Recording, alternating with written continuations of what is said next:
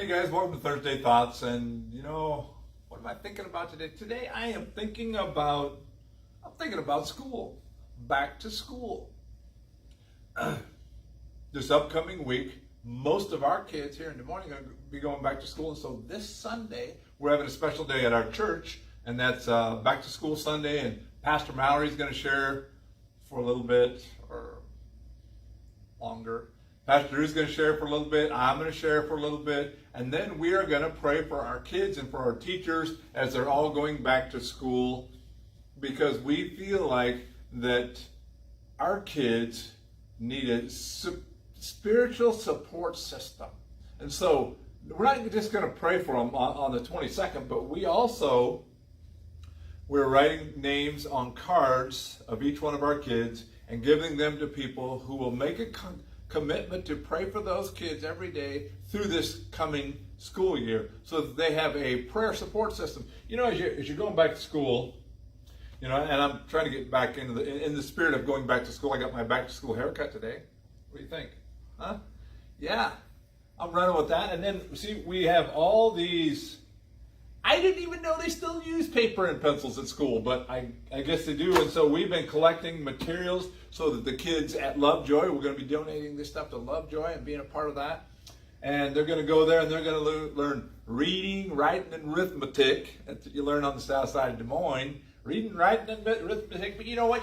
You can teach your kids all the facts and all the history and all the stuff in the whole world, and they're still lost.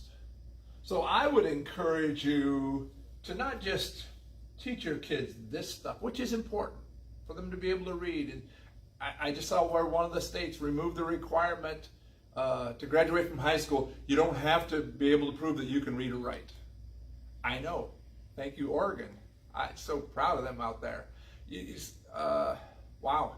If your kids can't read and write, they're a huge disadvantage. But more importantly, and that's important, but that they know God, that we as parents impart God into their life through scripture, through prayer. I had a young man just share with me last night.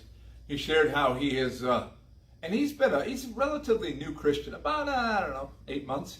Got right with God, serving God, got some little kids. And so he'll go in, he'll tuck them in, put them into bed, and pray with them.